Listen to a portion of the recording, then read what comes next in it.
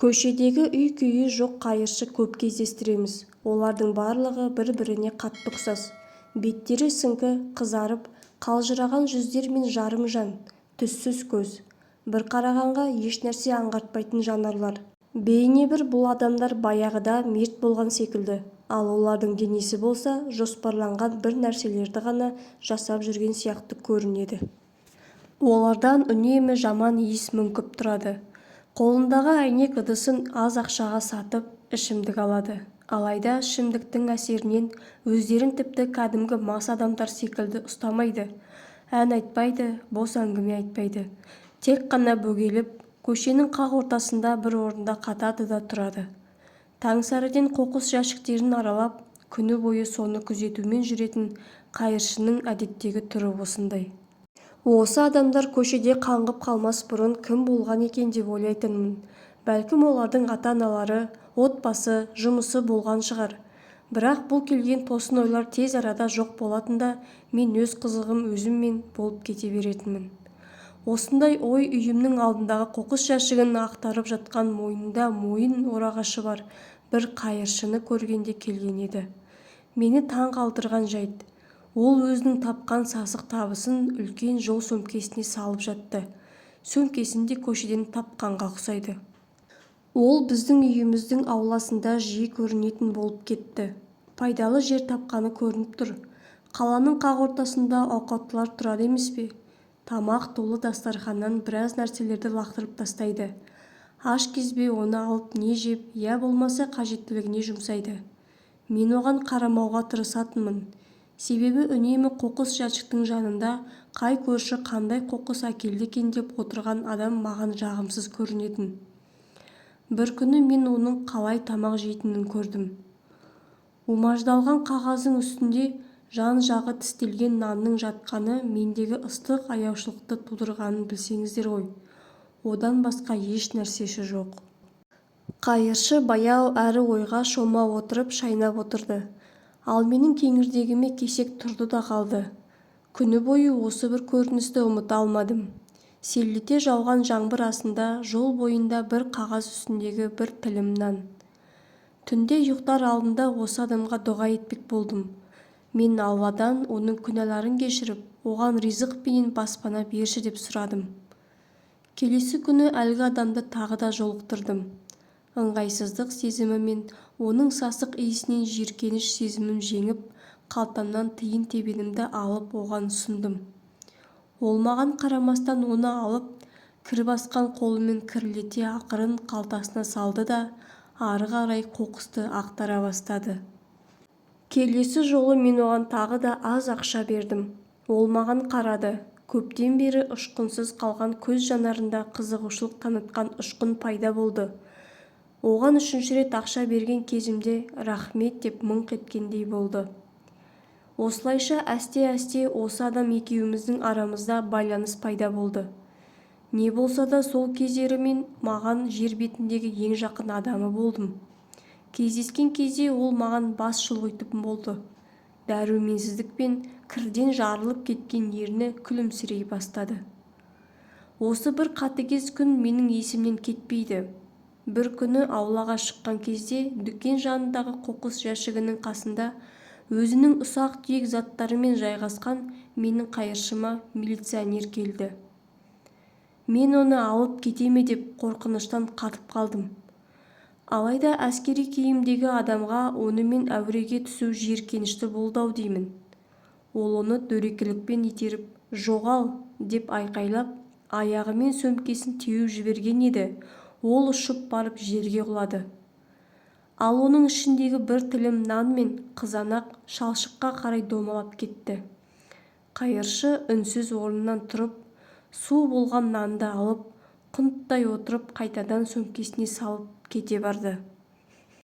Аяушылық пен жан ашырлықтан тұншығып барам. Қарны тоқ милиционерге барып, неге ғана аш адамды нанынан айырдың дегім келді. Бірақ мен тек қана жұдырығымды түйе қарап тұрдым. Не істей алар едім? Менің жасым бар жоғы 16-да ғана. Әрі тәртіп сақшыларымен байланысқа түсуге өзімде қорықтым. Осыдан соң бір апта бойы әлгі қайыршы көрінбей кетті. Осы адам үшін әр күні дұға еттім. Тіпті ол енді келмейтін шығар деп оны сағына бастадым. Бір апта өткен соң біздің ауланың қоқыс жәшігінің жанынан оны қайтадан көрген кезде қуанышымда шек болмады. Дәл осы күні анам сөрелердегі ескі киімдерді реттеген еді. Мен анама жақындап, ауладағы қайыршыны байқамадым ба, жоқ па деп сұрамадым. Осыдан соң оған ескі аяқ киім мен жейделер тауып беруін өтіндім. Анам киім-кешектерді жинап берген соң, қоқыс жәшігінің жанында ұйықтап жатқан еркектің жанына қойдым.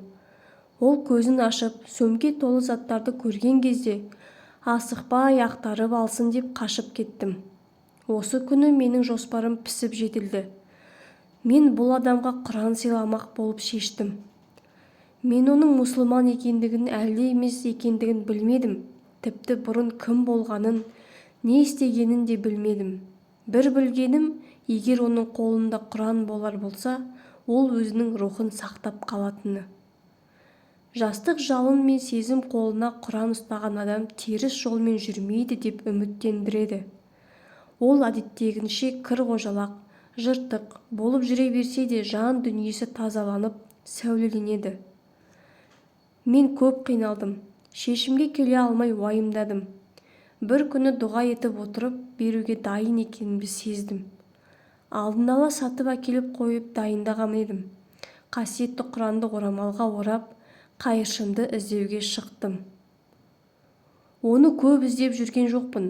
Ол өзінің жұмыс орнында отыр екен. Біраз ақша бердім де қолына түйіншекті ұстаттым. Ол маған сұраулы жүзімен қарап қалды. Ал мен болсам тек күлімсіреп тұрдым. Қанша уақыттан бері таныс болып қалсақ та, біз бір-бірімізбен сөйлескен жоқпыз. Осыдан соң біз мүлде көріспей кеттік. Мен емтихандарымды тапсырып жүрдім де, ол туралы ойлауға мүлде уақыт болмай кетті. Менің жолым болып Түрік университетіне оқуға түстім. Қаладан кетіп, студенттік өмірдің қызығына баспен кіріп кеттім. Уақыт өте келе мен ауладағы досымды ұмыта бастадым. Бір жылдан соң демалыста үйіме келдім. Туыстарым, достарым, мен бақытты едім. Бір кеште мен сыныптастарыммен кездесіп үйіме келе жатқан едім. Бір ер адамның дауысы тоқтатты. Тосыннан шыққан дауысқа есім шығып қалды. Артыма қарасам, ер адам тұр екен. Жаман оймен мұны ұры деп ойладым да, қашпақшы болып тұр едім, бір нәрсе ұстап қалды. Қорқыныш ұстап қалды ма, әлде басқа нәрсе ме, әлгі адамның дауысы жұмсақ екен. Ол маған зиян береміз деген ой келді. Не керек саған деп мыңқ еттім. Бауырым, сен жақсы адамсың. Мен сенің осы жерде тұратыныңды білемін. Сенің үйіңе келгеніңді көріп, қасыңа келуге бел байладым. Айтайын дегенім, бұл жерде сенен басқа менің ешкімім жоқ. Рахмет саған, жігітім. Осы кезде барып оны таныдым. Бұл менің қайыршым болатын. Оның үстінде менің үйден алып шығып берген менің әкемнің ескі жейдесі мен аяқ киімі болды. Ол таза әрі ұқыпты болып тұр. Жұпыны киінсе де сақал-мұртын қырған, шашын алған, тәп-тәуір адам. Ассалаумағалейкум деп ұялғанымнан міңгірледім. Өйткені біз ешқашанда сөйлеспеген едік қой. Уағалейкум ассалам. Есіңде ме? Сен маған кітап сыйлаған едің ғой. Оны көрген кезде мен ұзақ жыладым. Сол кезде мен өзімнің даладағы қаңғыбас ит емес екенімді түсіндім. Сен берген киімдерді киіп, ұстара сатып алдым да, туыстарымның үйіне барып, жуынып, шайындым. Осыдан соң жұмыс іздей бастадым. Алғашында жүк сүйреуші болдым. Кейін есік алдын сыпырдым, ал қазір Құдайдың көмегімен қоймада күзетшімін. Сол жерде ұйықтаймын, ал күндіз жүк тасып жұмыс істеймін. Мен намаз бастадым. Сені тауып алған себебім алғыс айтпақшымын. Сен өмірде маған көмекші болдың, бауырым, мен саған қарыздармын. Жүрегімді қандай қуаныш билегенін білсеңіздер ғой. Қолын ыстық қысып, оған былай дедім. Аллаға шүкір. Сізді мен емес, Алла сақтап қалды. Субханалла. Ол менің қолымды күлімдей қысып біраз тұрды да қоштасып кете барды. Мен үйіме жүгіріп кіре сала бөлменің есігін жауып алып, Алла тағалаға мадақ ретінде осы адамның себебі мен менің жүрегімі нұрландырғаны үшін және де жасаған амалымның жемісін көргенім үшін 2 рет сәжде жасадым. Алла ұлық.